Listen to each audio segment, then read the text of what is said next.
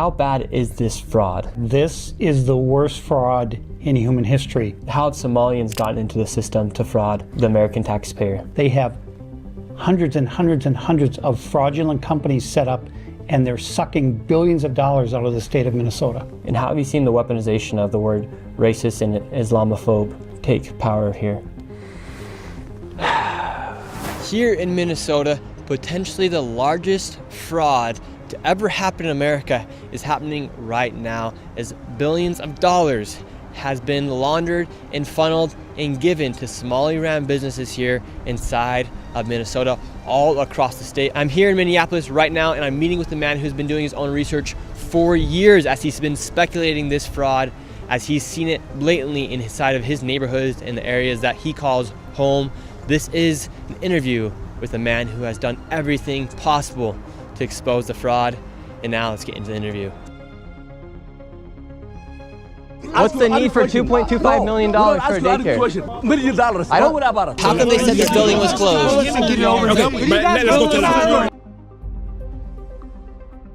There's a lot of fraud happening here in Minnesota. You've been living here for years now. How bad is this fraud? So I was born in Minneapolis a long time ago. I've lived my whole life here, and my opinion is that this is the worst fraud in human history, what is occurring in Minnesota and more specifically in the Twin Cities right now. How much money do you think has been sent around fraudulently here inside Minnesota? Over the years, I would say anywhere from 80 to $100 billion. And right now the big controversy is with Tim Walz and his government and the fraud that they've allowed to happen within the Somalian community. Right behind us is Cedar Riverside, a location where it is very densely populated with Somalians. How have Somalians gotten into the system to fraud the American taxpayer? Well, so that complex you're seeing behind there, I attended the University of Minnesota, and in the area we're on right now, this is the West Bank, and it was always called the West Bank, and it was sort of the place to be when you're in college. And that was all student housing, 100%. That building you see in the background, it's now 100% Somali. And I can tell you confidently, they don't pay for their housing, they don't pay for their food, they don't pay for their vehicles. And on top of that, they have hundreds and hundreds and hundreds of fraudulent companies set up, and they're sucking billions of dollars out of the state of Minnesota. And how are they sucking billions of dollars out of the state of Minnesota? Well, one example would be with the hundreds of childcare facilities that they have set up. And on every one that I visited, and I've been to maybe 100 of them or more, I never, ever have seen one child at any facilities ever over the past 7 years, 8 years. What are the businesses that are being used to fraud the taxpayer here in Minnesota? You have the daycares. What are all of them? So you have, you have child care, you have adult daycare, you have in-home health care, you have straight health care, and nobody really knows how that's defined. And then you have transportation, non-emergency medical transportation. And if you do a search, you'll see that the state of Minnesota says they have 1,020 non-emergency medical transportation companies, and my research is showing that 95% of those are Somali owned. And what I know is that the people writing the checks at the state of Minnesota never, ever, ever verify that any trip was ever made or that any appointment was ever made with a dentist, chiropractor, or anything.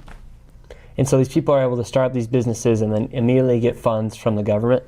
Yes, so interestingly that you bring up licensing, because another area of fraud that I exposed was all of these autism centers, because I would drive around the Twin Cities. I said, well, there's another autism center. I said, what's going on with all this autism? Is there something in the water? And then I started to look at, well, who owns these autism centers? And virtually 99% of them were owned by Somalis. And is there an autism outbreak here in Minnesota right now? There is not. But to open an autism center, you do not need a license. And so people are claiming their children are autistic to receive money from the government. Yes. And the government underneath Tim Walz's leadership, they're not going in, investigating, and doing their due diligence to say, maybe we shouldn't give this company $1 million. Well, so what's happening is there have been some sporadic inspections done at these facilities, and I have records of some of these inspections. And one inspection, they'll get 11 violations. A child care facility with 11 violations, that is bad. I mean, unsanitary conditions, broken furniture, no play area for the children. And so they write these things in their report, but then they never follow up to make sure. They never physically revisit the site to make sure that any of those violations are corrected. What they accept is documentation from the center that they've made the corrections. So at the end of the day, they're able to violate certain guidelines, yet they still receive money somehow. How is there not somebody inside the state who's saying, okay, we are seeing this fraud happen, let's maybe not just continue to give money to these people? So you've probably heard the term Minnesota nice before, which back in the old times, in the old days, it meant something. Now it's actually a curse upon us because the people here, the majority of the people, they're afraid of their own shadows. I'm an outcast because I'm exposing this fraud. I'm telling the truth. My family has basically disowned me because of all of this fraud that I've uncovered, and I've been called a racist, an Islamophobe, a white supremacist, Nazi, all these things. And I said, look, everything that I talk about is verified. I have it in writing. I've gone to politicians. I've gone to Washington, D.C. over the years. I said, look, this fraud is out of control. This is approaching $100 billion. And now you see the U.S. attorney, they started with defeating our future, $250 million. I said, no, that's amateur hour. Then they said it's $1 billion. Now, just today, the U.S. attorney held a press conference and said the fraud is possibly as much as $18 billion, but we don't really know what period of time, and I'm telling you, it's way more than that. You have transportation, autism, childcare, daycare, healthcare, and nobody knows what's healthcare because they're not healthcare providers. So what is the healthcare? They have in-home healthcare. And so what's the need, for example, for 1,200 transportation companies inside of Minnesota? What's the need for that many transportation? Well, there isn't. There isn't. You're talking about getting a right. You already have services that are provided. You have Metro Mobility that offers free rides to seniors and low-income people. And so to have that many non-emergency medical transportation companies, it's not possible that they can transport that many people.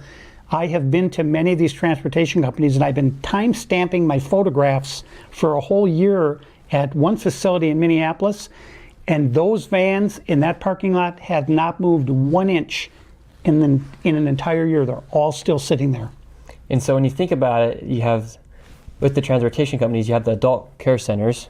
So are they working hand in hand together to then say, we're getting the services from them, the adult daycare centers, to then transport them to their appointments? So my feeling is this transportation deal is kind of the belly of the beast because you also have these charter schools, and there's a school in North Minneapolis called Bonadier Academy. It's a K through 12 school. So that's K through 12. So that's 13 years, 13 classes, right? And they say they have 150 students. I found data that they have 136. So that's 10 people per class. How is that possible? And they're getting somewhere around $20 to $30 million a year for what? So 130 students, and they're receiving around $20 million. Or more, yes. A lot of these schools are. Yes. The fraud here is like exuberant amount of numbers. How about as to how much they're actually enabling to happen here? We went to a fraud committee, and you saw the people. I even confronted one of the ladies myself, and she started to blame the fraud and deflecting it upon how there's fraud everywhere. And she didn't take any accountability. She didn't take responsibility. In fact, she blamed Trump for the fraud that's been happening here inside of Minnesota. Right. So Kristen Robbins is the chairwoman of the fraud committee, and she was attacked by that Democrat member you were just talking about for not telling that committee about all this fraud. Well, the law says in Minnesota that if you are an elected or public official and you are aware of fraud or suspected fraud, it's Minnesota Statute 3.971, Subdivision 9, that you must report that fraud or suspected fraud immediately to the Office of the Legislative Auditor, the OLA, and then the OLA decides which law enforcement agency to refer the complaint to. And they failed to do that. No, Kristen Robbins did that. She said, I reported it to the OLA, and the Democrat, she had no idea how things work in Minnesota. She was just so enraged about all this fraud getting exposed. Yeah, because they don't want to take accountability, because the fraud is so blatant. You can go to any of these daycare centers, there are no children anywhere. Last Saturday, I was in front of the governor's mansion, and I was attacked by 3 Somali men. It's on camera. I made a 911 call. Nobody came to help me. The week before that, I fought off a knife attack.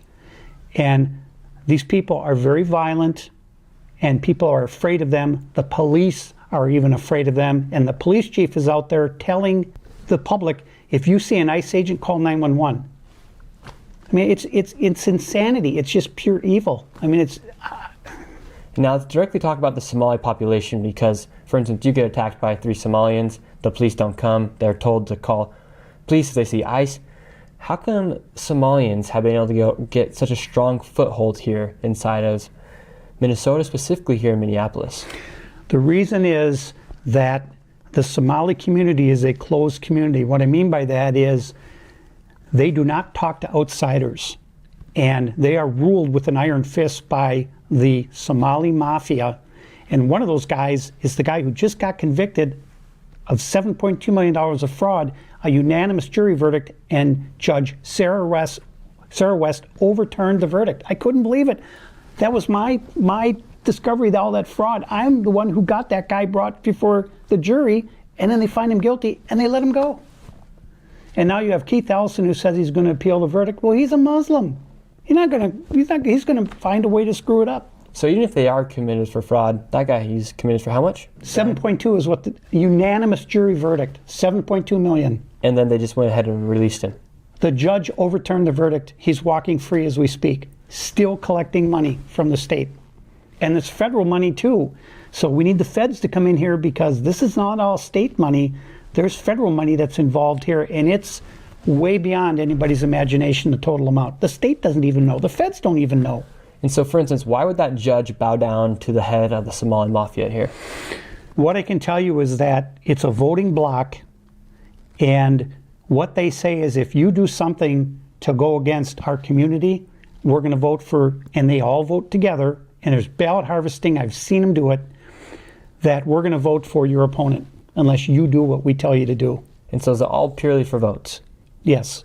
And so this building right here, Cedar Riverside, major, massive apartment complex. How many Somalians do you think live in there, for instance? Well, this is just one complex. You've got 20 more just like this around the Twin Cities, and they're all Somali. You're talking probably 100,000 or more people, and they're all living rent-free. They're driving a vehicle that you paid for. They're eating food that you paid for. Everything they do is something that you paid for. And for instance, that entire block will then go and vote for one specific candidate. They'll have one person go there and collect all the ballots, and nobody tracks. They could say they have 9 people living in an apartment. They're going to send them 9 ballots. And then they have someone who comes along, collects all the ballots, and they fill them out, and then they deliver them all to the ballot box or wherever they deliver them all at once. There's no verification. Nobody's doing anything to know if these people are even citizens that are voting. And how well have they integrated into society here?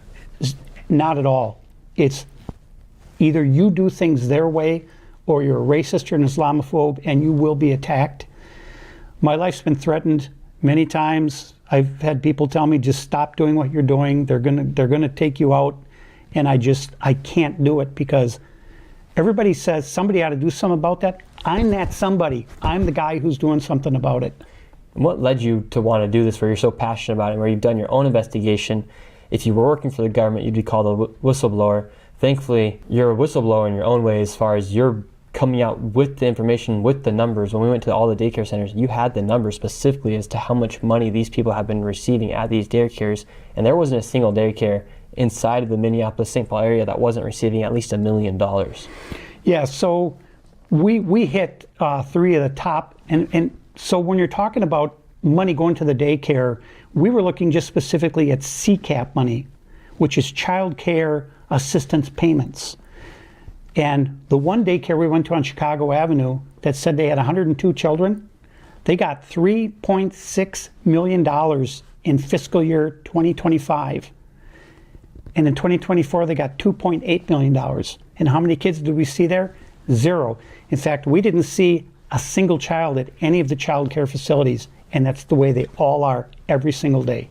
And I want to keep going in about how Somalia has gained such a stronghold of this area of Minnesota. They're building mosque block to block in St. Cloud. That's just about an hour away from Minneapolis. And here in Minneapolis and St. Paul and the Twin Cities, you have entire apartment complexes where there are not a single white Caucasian living inside.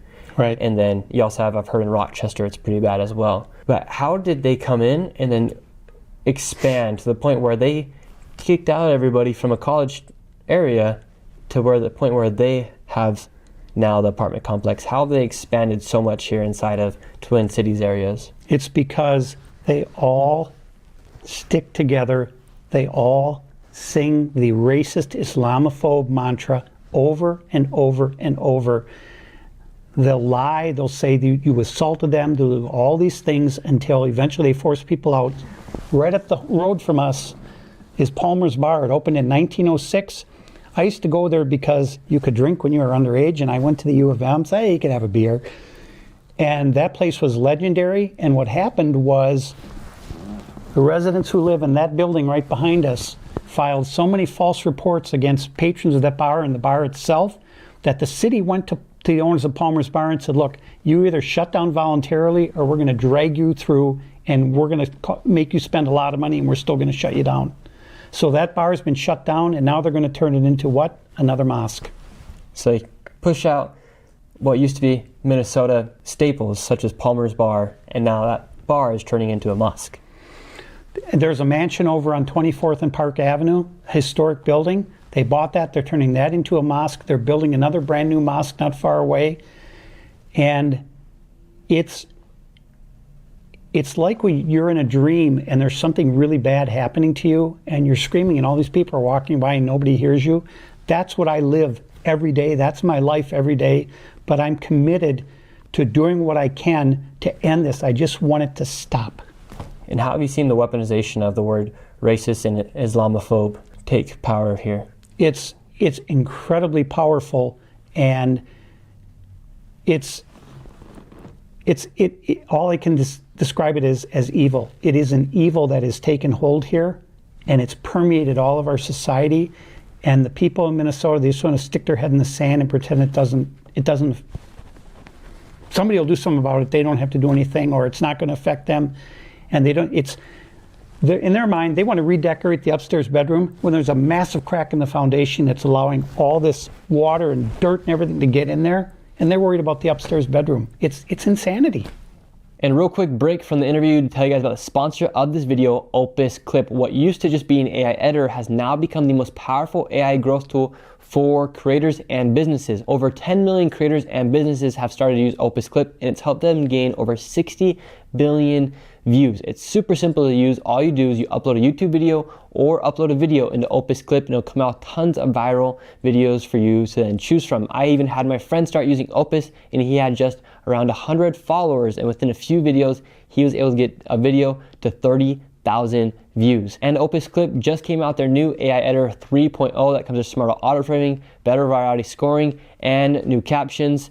I personally love Opus because it helps me reformat my content for all platforms, whether it be Facebook, TikTok, Snapchat, YouTube, you name it, you can go and use Opus Clip. And for you guys watching this video, Opus is gonna hook you guys up with a sweet deal. You'll get 1 week free and 3 months at 50% off. All I have to do is go to the link in the description of this video or the pinned comment down below and use code Nick Shirley. And now let's get back into the interview. And did you ever think this would happen to your town? Never. And when did it start to happen? I first started to notice the tenets of this going back more than 20 years ago. And I started to say, what's going on here? And then I found out how a lot of these Somalis were getting to Minnesota. And let me tell you, they weren't going through customs like you have to. They weren't So I'll leave it at that. And then where did the bus bring them? Right there, to Cedar Riverside. That was the hub of Somali, their foothold in Minneapolis. And then Omar Jamal stood in a corner in downtown Minneapolis, got to be 15, 20 years ago, and he said, we're planting our flag right here. This is going to be Somali World Headquarters outside of Somalia, Minneapolis. And don't you know, the state flag of Minnesota was changed from this beautiful historic flag to the flag that is almost exactly the same as the flag of Somalia. Well, Tim Walz said your old flag was racist. Yeah, it was a farmer with a plow horse. That's racist. Why, because it's somebody working? That's racism. Tim Walz, he's an interesting man. He's enabled a lot of this fraud to happen underneath him. Was the fraud happening before Tim Walz as well? Well, likely yes, it was, because he's going for his third term as governor. So Tim Walz is from Nebraska. He was a teacher. He lied about getting a Nebraska Chamber of Commerce award. He lied about his military service. Everybody knows. And he's scared to death now that this fraud has been exposed, and he's scrambling. And he has a press conference on gun control. I go, what do you, gun control? You got $100 billion of fraud. You're going to talk about people not walking around with machine guns? I mean, what is this, the 1920s? And inside these apartment complexes, not just Cedar Riverside, how do they force, because this one right here, you only see Somalians. How do they force any other race, white, Asian, black, Mexican, how do they make it so that these apartment complexes are only their apartment complexes? So there are a couple of ways they do it. One is to incessantly harass any non-Somali tenant so that they have to move out, or they file false complaints, multiple complaints against someone until they're evicted. The city will come in if it's a city-owned building, if it's income housing, and they'll evict that person, and then the Somali moves in. And that's how they've been doing it all around the Twin Cities. Folks, I'm just telling you, as bad as you think it is, it's 10 times worse. You'll never see anything like this. If you went to any country around the world, you'll never see anything as bad as it is right here in Minneapolis. So for instance, say I were to move inside and got myself an apartment over in Cedar Riverside, and I started listening to music a little too loud or watching a movie too late at night, and somebody next door had a baby, and they said that was just too much a noise complaint. Would they call you a racist, or how would they get you out of the apartment? Yeah, they would say you harassed them, you threatened them, you assaulted them. It's something that their mindset is that they don't care as long as they can get their way. They don't care what happens to anybody else who's not a Somali. And they have warring factions within the Somali community because this is such a cash grab that they're fighting them. There are factions within the Somali community that are fighting amongst each other. So do you think right now in Somalia, people know if they make their way to Minnesota, they'll be able to get $1 million? Absolutely. Everyone knows it's wide open. It's the Wild West. Because I say $1 million because every place we went to and where we have gone, everything is above $1 million. Like, it's not just like a $500,000. It's not just what would be a great salary of $60,000 to $100,000 for a single person. It's literally millions of dollars. It's not a joke when you say that these people are becoming millionaires just from getting money from the government. So think about it. You get up and you go to work every day and you make $50,000, $60,000, and you work like crazy. Some of you work two jobs, 3 jobs. They're not working at all. And they're getting new free cars, free housing, free food, everything. It's completely out of control here. I need the federal government to come in here and put a stop to this because the political will in Minnesota is not here to do it. And because that money that they receive what are they? Are they grants? Are they relief? What are the money that they get? What do they label that as? Well, so interesting you brought up grants because that's a whole nother, so they have a thing called Minnesota Deeds, DEEDS grants. And I looked at the list of grants that were just issued this year, and they're about 75% Somali owned. So those are more money they're just giving them, and they're not even tracking what's being done with the money. They fill out a form saying, we're going to use it for this. Nobody follows up. So you've got childcare, you've got transportation. But what's that money labeled underneath as?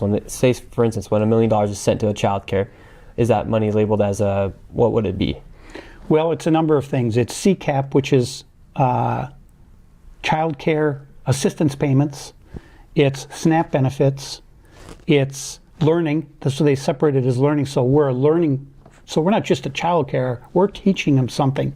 So there are all these separate payments that are going in. So there's no one label because it's coming in from all these different things, but it's all coming from the Department of Human Services. And so with that money, say they get the $1 million into the daycare, will they have to pay taxes on that $1 million? Or is that tax-free money?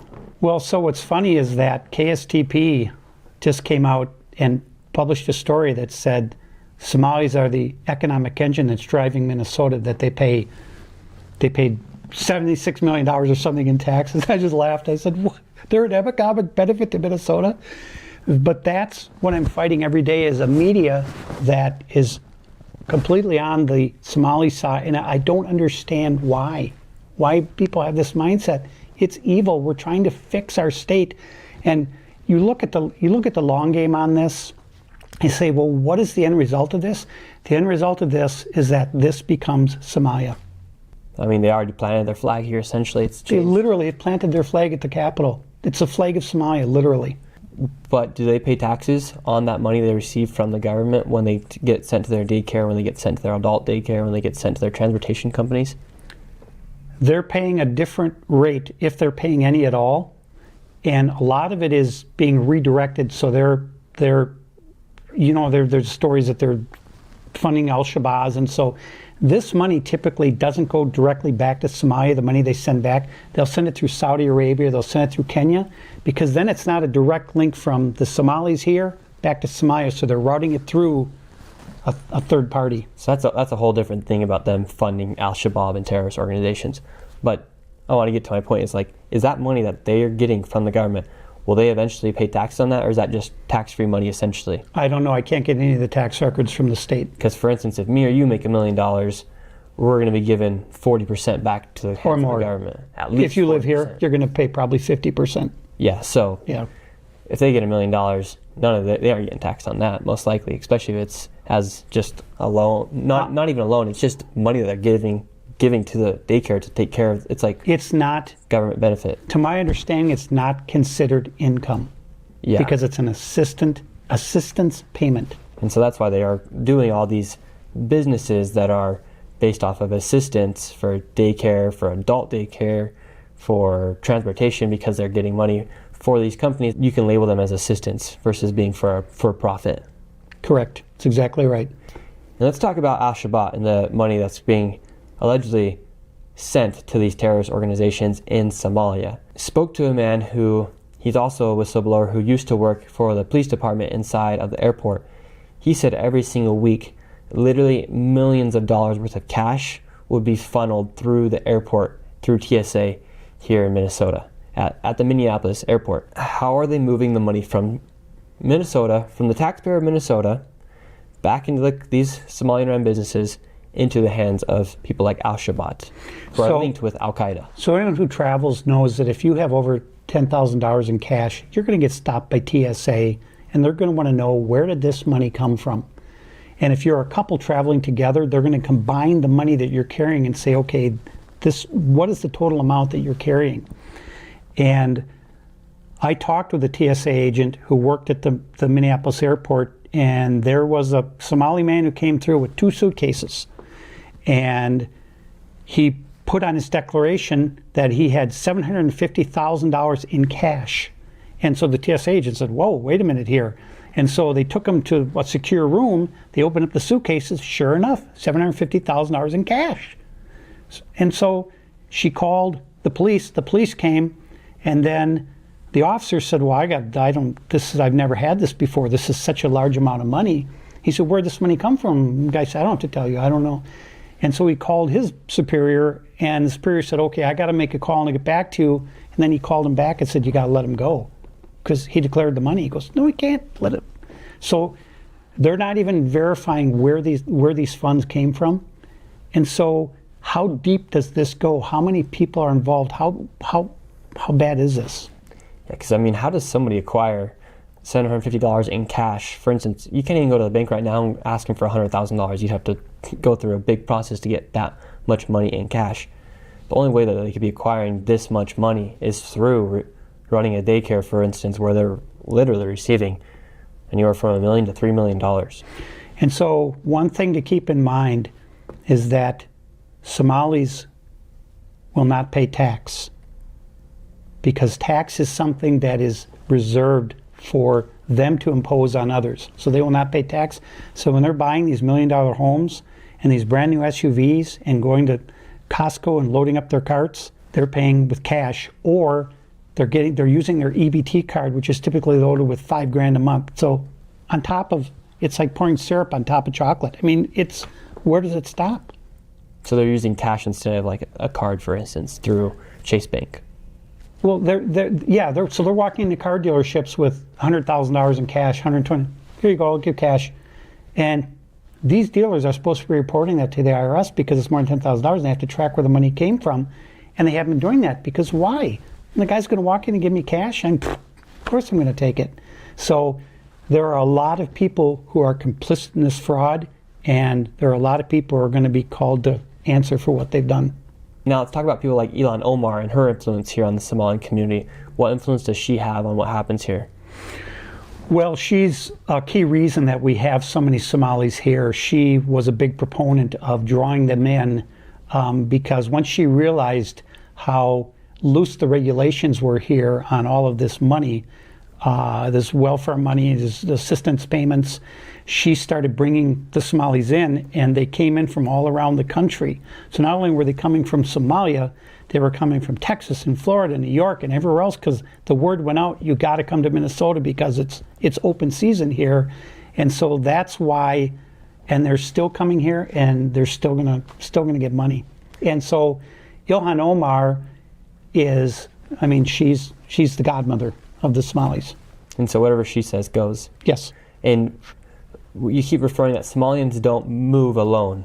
If one of them moves, 10 of them move. Yes. So that's how they're able to multiply and almost compound here as far as their populations. And so the idea is that they want to repopulate as quickly as possible. So that's why all these Muslim women you see, they're always pregnant all the time. Because when you have all these children, now you can start to overtake a city, a society, and now you run for school board, you run for office.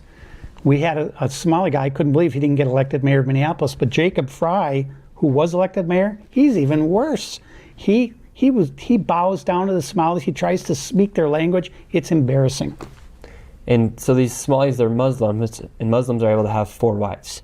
And Yes. they're able to have, I don't know, I doubt there's a cap to how many kids you can have, but by having 4 wives, you're able to have more kids than a person with just 1 wife. Yes. And so obviously they're going to multiply and compound inside of Minnesota. So who knows what Minnesota will look like in 50 years from now? If this doesn't stop, Minnesota's done. It will be Somalia. Like, we know the fraud attracted them, but initially what attracted them to come here? Because a lot of them came underneath Obama with what was happening in Somalia. A lot of refugees were taken into the United States. What attracted them to come straight to Minnesota? It's freezing up here. I think part of the reason was that the churches, especially the Lutheran Church, got involved with bringing over a lot of refugees, and it started back with the Hmong population, which was very large in St. Paul, and I was happy to have them here. They worked, they opened businesses, they were good community members, they were good citizens, and so I think they leaned on the churches to say, hey, we need to bring these people over because they're refugees, they're fleeing conflict. What conflict? I mean, they're always at conflict. They're tribal people, they're always at war. Bringing them over here doesn't cure that. All it does is bring those problems over here. When they were initially brought over, did you think, as they were initially brought over as refugees, was there a plan for them to eventually go back to Somalia? No, I think the plan was that once they got here and they had their hand out and the state started putting money in, they said, I'm not going anywhere. And you're right, they hate the cold weather because it gets really cold here.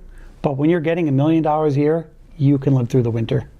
And Trump, in a press conference, he was talking about how all they do is complain. He said the word bitch, all they do is bitch, and they complain. If they're coming from paradise, then they could complain, but they're coming from garbage, is what Trump said, and they're then complaining.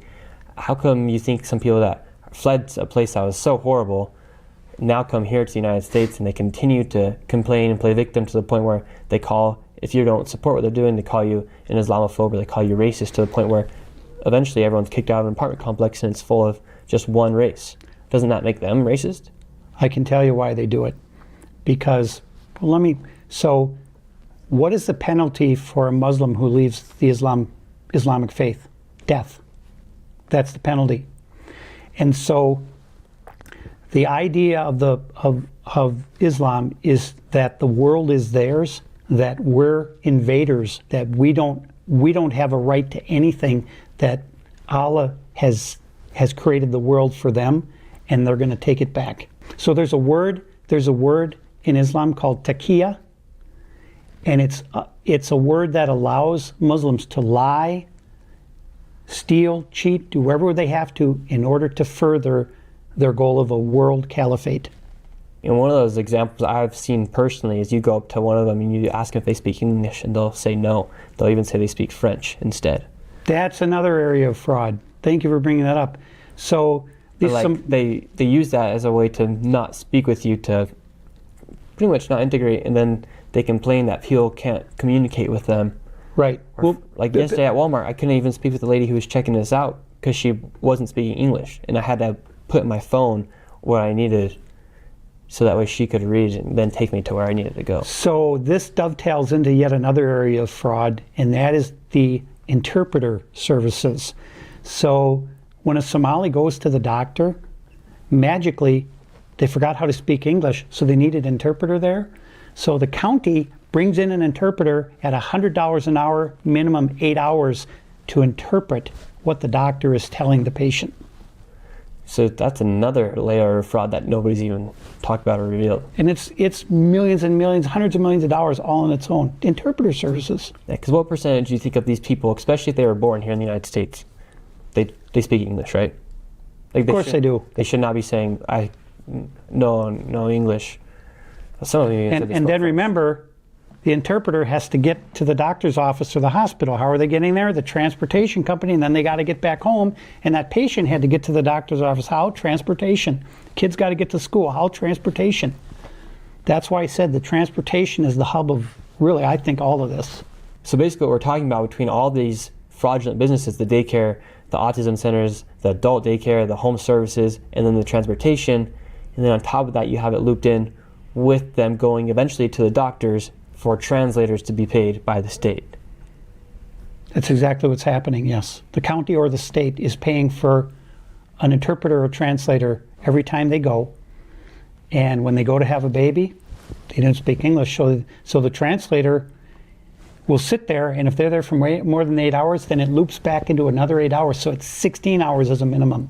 So they've chosen, quite frankly, the most perfect industries to then work together in a web. So, look, I have to give them credit for being clever enough to stay together and do all this. My big issue is with the people at the state of Minnesota who keep writing these checks over and over and over. So there's not one check that got written by accident. We're talking about hundreds of thousands of checks, millions of checks, and maybe $100 billion in fraud that they sent out, and they never bothered to find out how the money was being spent. And do these people, for instance, if they're having a baby, are they paying to have that baby? What happens if they can't pay the doctor? They don't pay for anything. The healthcare is all covered. Housing's covered, healthcare is covered, everything. Food, everything. And because, like you're saying, everything's in cash, are they then able to apply for SNAP benefits and yes. for welfare and stuff yes. like that? Yes. Because if you don't have cash... They're showing zero income. They're showing zero income. Yeah. So like, for instance, the ladies working at a daycare, they're not getting paid on paper, and they're just filing for welfare?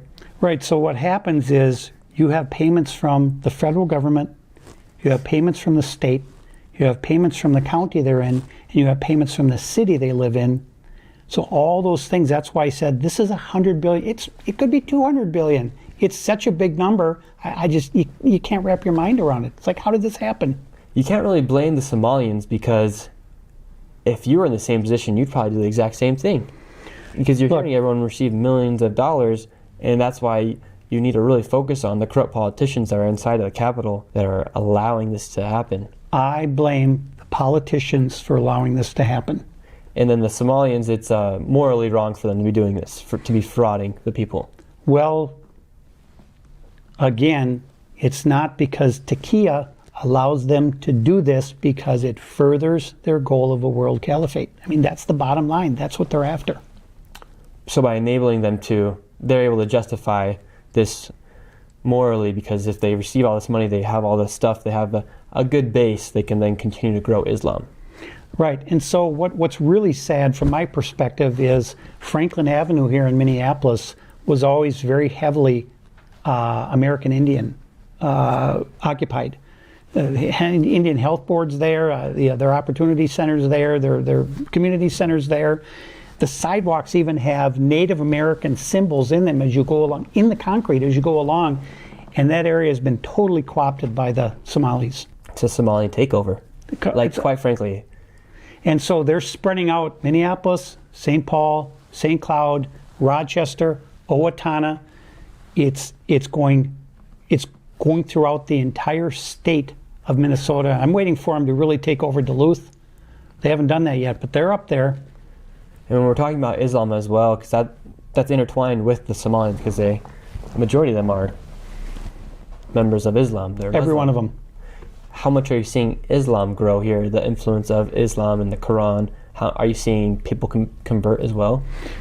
Well, so when someone becomes a Muslim, let's say they're Catholic or Lutheran or whatever, and they become a Muslim, the Muslims use the term revert. They don't say convert, they revert, because they say, well, everybody should have been Muslim, and if you weren't, you were going down the wrong path. Now that you've become a Muslim, you reverted back to where you should have been all along.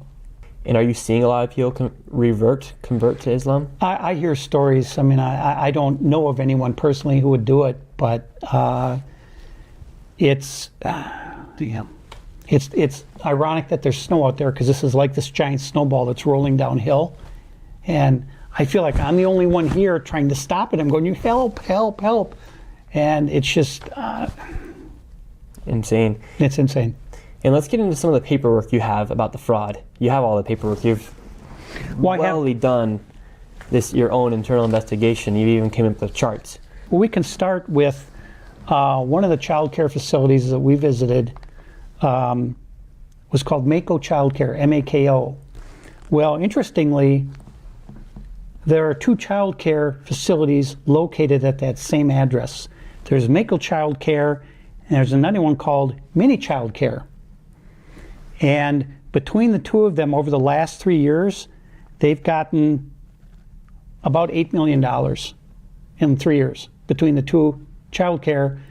And I've been by that place literally 300 times, and I never, ever, ever have seen a single child there. In fact, I've never seen a single child at any of these child care facilities. And that's just one example. That's one. So two child care companies in the same building. Yes. And then we have another example here. There was a daycare called Creative Minds Daycare, and they had so many violations. This is how bad this place was. So many violations that the state of Minnesota actually said, no, you guys, you can't. So they still got, in fiscal year 2025, they got $2.45 million, even though they had all these violations. So they shut down Creative Minds, and they reopened the next day under a new license, and they called it Super Kids Daycare Center. But they still have their they happen so fast, they still have the Creative Minds Daycare sign on the building. Let's keep going. So for just there alone, we've uncovered $11 million worth of fraud in 3 daycares. So then there was another facility that has, my records show that they had 4 child care facilities in there, but I think the number when I actually went there was 7. And one of them was called Minnesota Child Care, and they claimed to have 102 kids that are at child care every single day. And I said, well, I mean, how is this 102 kids? That's a lot of kids. And they got $3.6 million in fiscal year 2025. and they had no kids. No kids. In fact, none of the child care in those, in fact, some of them don't even answer that there was nobody there. And they're still getting millions of dollars. Nobody is bothering to follow up. Even if they find violations, they're not going back. So for a place to shut down, it was so bad. They said, well, we better shut down. But then they reopened the next day under a new license. Same place. 3801 Portland Avenue in Minneapolis. And let's go through some of these numbers you have. Let's go through some more of them, because I think the numbers are horrific, quite honestly, because people like me and you, we work extremely hard, whether it be through YouTube or whatever business you're in. We work really hard for our dollar, and so do everyone watching this video. Whether you're working at McDonald's or if you're working at Charles Schwab, okay, you're working hard. And so these people are literally making millions of dollars just by opening up daycare. So let's go through the number as to how much fraud, how much money these daycares and other companies are making. Well, I don't have numbers for all the child care centers because there are so many of them that I can't even get all the data from the state of Minnesota. It's not even on there. So I'll go, some of these places aren't even registered with the state of Minnesota, but I know they're getting money because they're brand new BMWs in the parking lot. So this one in St. Paul at 1048 Aurora Avenue called Aurora Childcare, it is this awful, it used to be like a woodworking store. It's a tiny little building with no parking, and they say that they have 106 kids. 106 kids in fiscal year 2025, which is July to June in Minnesota, so July of 2024 to June 2025, they got $3.1 million. How many kids do you think there were there? I went there 5 times. 0. I went there in the morning, I went there in the afternoon, I went there in the evening. There were no kids there at all. That's Aurora. Diamond Daycare, 460 Lexington Parkway North in St. Paul. They say that they have 97 capacity for 97 children. 97. 97. This place is tiny. It's like a 10 by 10 building. They got 1.5 million in fiscal year 2025, and they have no kids. None. Yeah, there's no kids inside the daycare. No kids. No Let's kids. keep going. Here's another one. Sweet Angel. Oh, we love Sweet Angel. We went to Sweet Angel. We paid him a nice little visit. Yeah, we went to Sweet Angel. So Sweet Angel Child Care, 2740 Minnehaha Avenue, Suite 156. Again, a tiny facility, and they said they have 74 children. 74. So they're not 100. There's 74 kids. And they got 1.26 million in fiscal year 2025. They got to step up their game. They should be getting like 2.5 million, right? How many kids did we see there? 0. And what's weird about these child care facilities is all the windows are covered, and a lot of the time nobody answers the doors. And even if they do, they yell at you, they scream at you. They're very violent people. Then we went to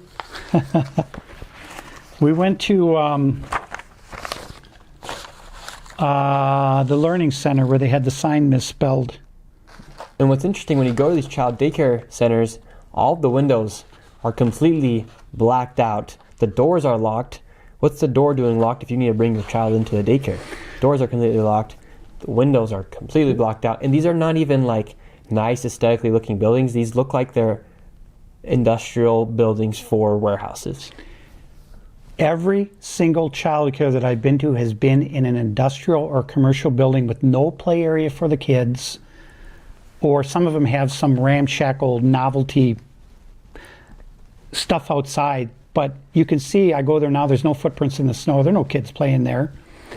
And the other thing that happens is when they do bother to inspect these places and they write a violation, this is right here. Correction documentation submitted and approved. They never went back to the facility. So if the violation was unsanitary conditions, broken furniture, inoperable bathrooms, they never go back and double check that the violation was corrected. All the child care facility does is send them documentation, say, yeah, we fixed it. And that's it. They go, okay, it's approved. And the payments keep rolling. Payments keep rolling. And who approves these buildings?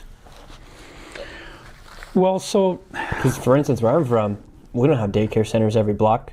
Here in Minnesota, you do. Almost literally every block, you have a daycare, a childcare center, and in a lot of them, you'll have a childcare center listed at that address, and a healthcare center, and an autism center, all the same address.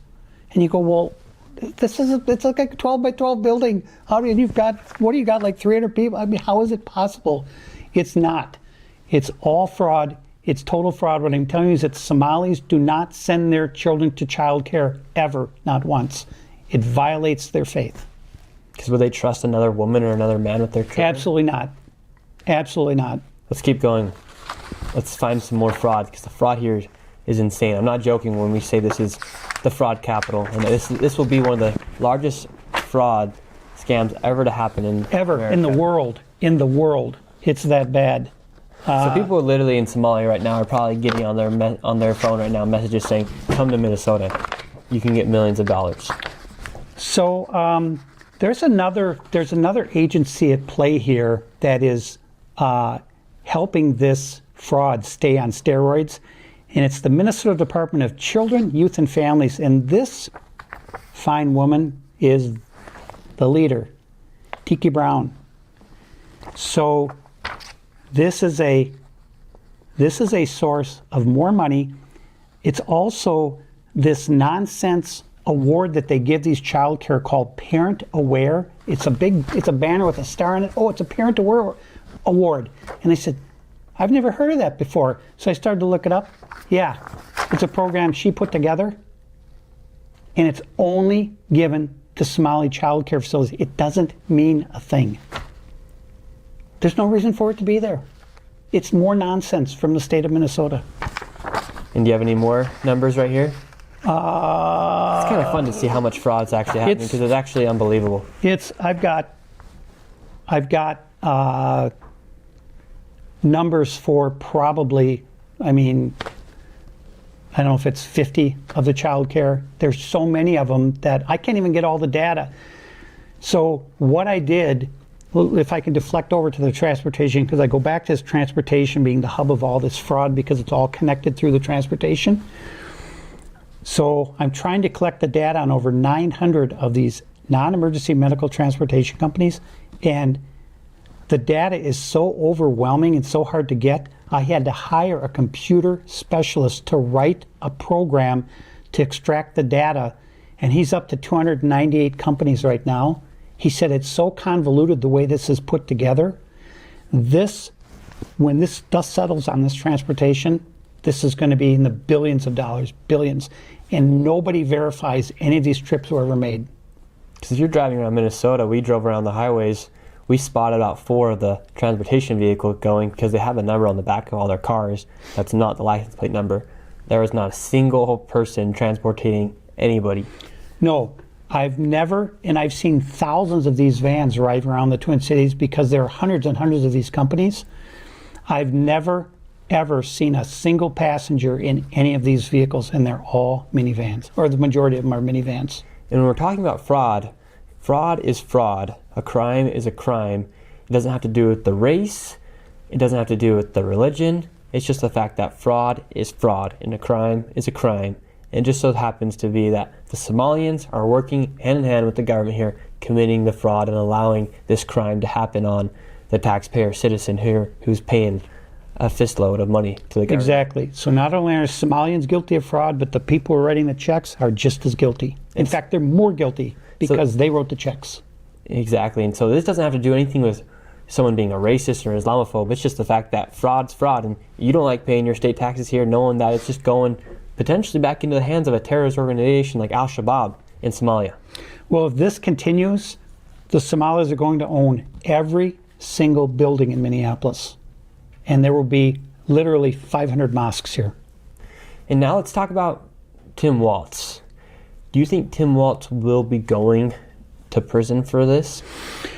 And he's running for a 3rd term right now. So my personal belief is that Tim Walz violated Minnesota Statute 3.971 because he did not, to this day, he has not reported the fraud to the Office of the Legislative Auditor, And that law says you have to report it. So even if it was in the news for months and months, he still had to personally report it to the OLA, and he's never done it.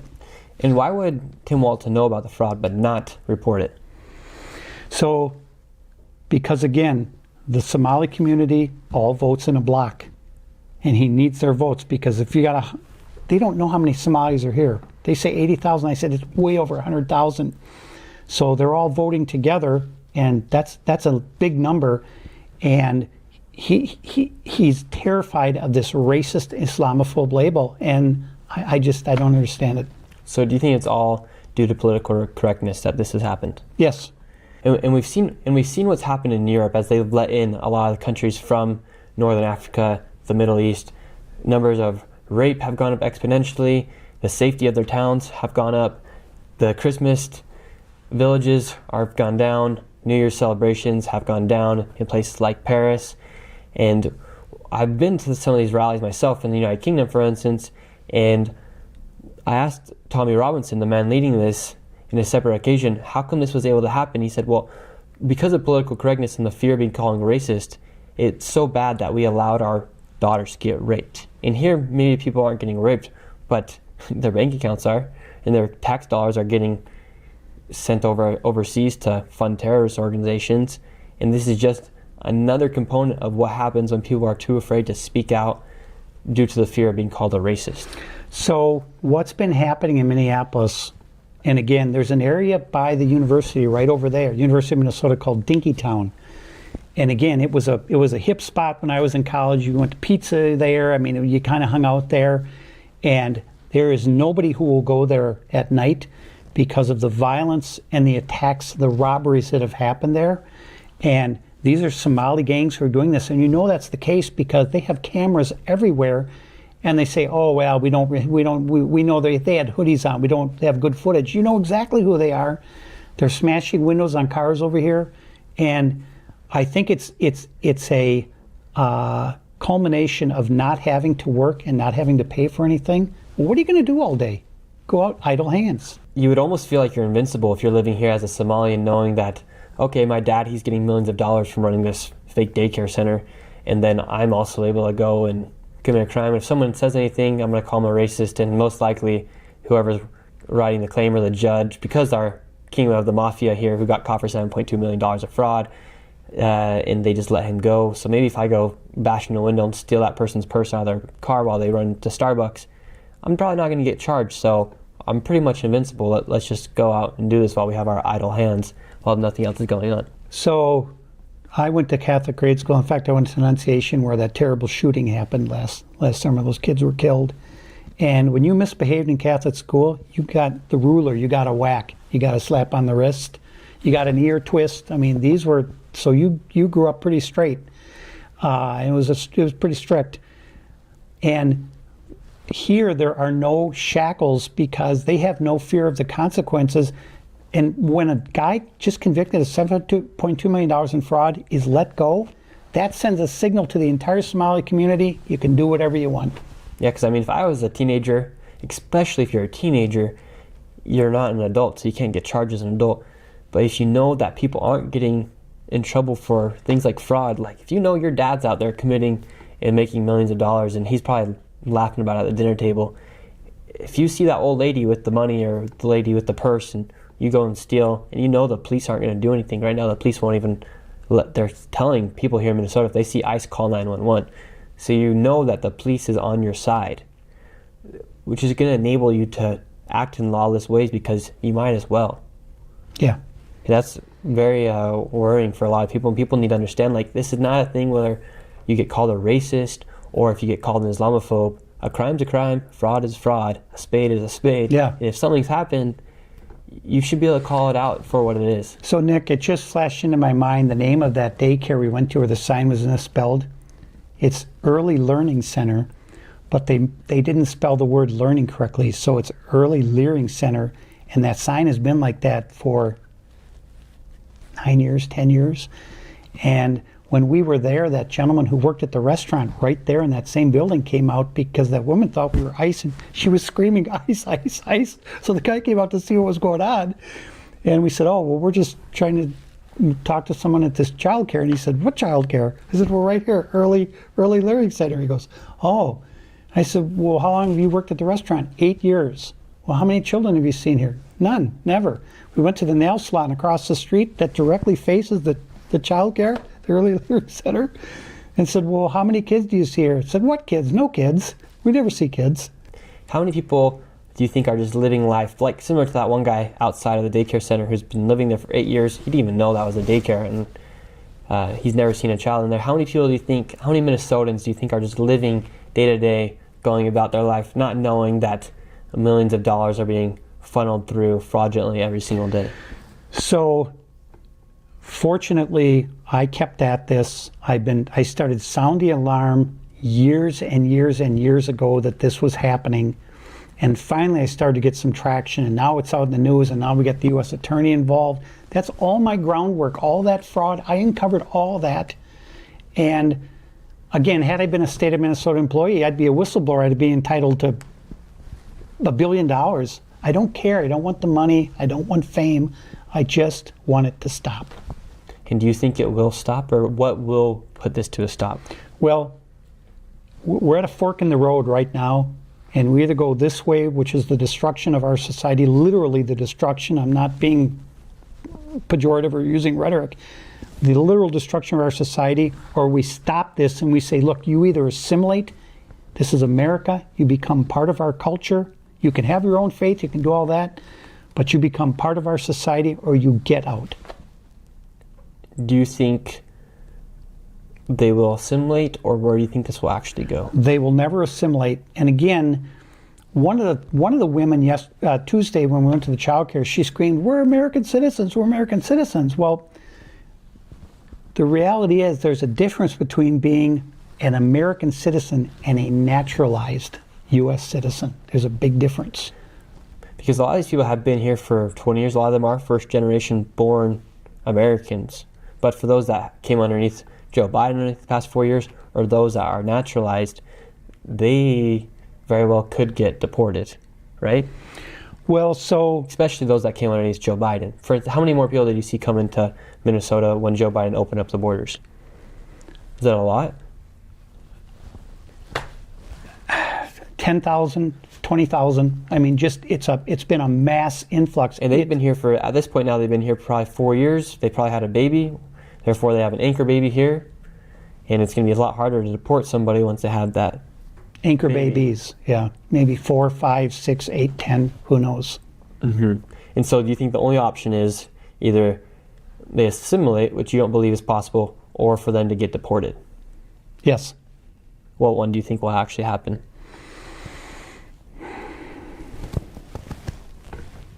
I think it's gonna have to be a blend, because trying to deport all these people is going to be very difficult. The politicians, as you've seen, will rally. The bad politicians, the evil politicians who are benefiting from all this, they're going to rally behind and start screaming racism and Islamophobe and all that. But we have to get these people who are, I mean, this can't continue. I don't want to sound hyperbolic, but do you think they'll get a point to where, say, a federal agent comes into a place like Cedar Riverside and they start going out through deportations, and then the gangs, we know there's rival gangs inside of these complexes where arms are eventually brought up and people start dying and shooting? Yes. Yes. And so right now, the Minneapolis police are scared to death of doing anything to offend the Somali community. When you have the police chief in Minneapolis coming out and saying they're our neighbors, they're part of our society, and if you see ICE, call 911. Specifically, he said it to the Somalis. I mean, what is the message that sends that we're invincible, we can do whatever we want, Minnesota's ours? And so you've gotten to the point where the federal government, state government are in a battle because the state government want to protect the Somalians, while meanwhile the federal government wants to actually implement the law of the land. Because federal law is more important and has more power than local and state law. Well, this is the importance of where the money came from for this fraud, because there are federal dollars that are mixed in, and that brings into play the supremacy clause, where the federal government could come into the state and say, we can come in here and we can do whatever we want. We can do our investigation because you used federal dollars that we sent you and you sent it out fraudulently. Who knows? It's like a ticking time bomb here inside of Minnesota. Either it's going to continue ticking or a bomb's going to go off, metaphorically speaking. And so all I know is that, I mean, if they take me out, because they've tried essentially twice now, if they take me out, at least I know I fought the fight, I did what was right, and I can go in peace. So you really feel like they might try to kill you? Yes. Really? They pulled a knife on me 2 weeks ago. And so you're fearful for your life. Melissa Hortman, she was offed. She was killed. And she had just started to come out and speak against illegal migrants. Do you think that was a setup? Well, inside job? It's interesting because the person who shot her was a former hire of Governor Tim Walz. And so why did he target her? Because you're right, she was starting to speak out about immigration, and she's a Democrat. And so it was very taboo what she was doing. It's like a Somali talking to a reporter. You don't do it. So you think she was killed for that reason? It's possible it played a role in it. Because if you look at it, she was starting to speak out against what's happening here in Minnesota with the illegal migrants, and then a man appears to her door and kills her and her husband. And that guy was a former hire of Tim Walz. Yes.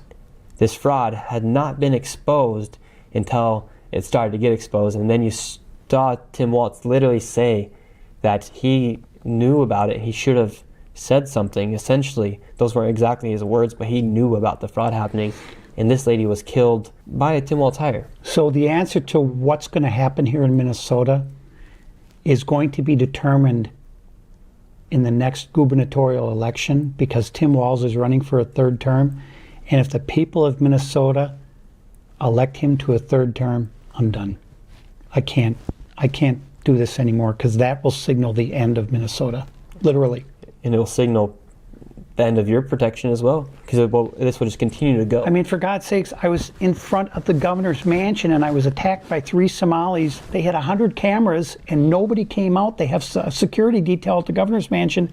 Nobody came out. I was on 911 and it took the police 11 minutes to get there. We have the faces of the assailants, their vehicle, and their license plate on the camera footage.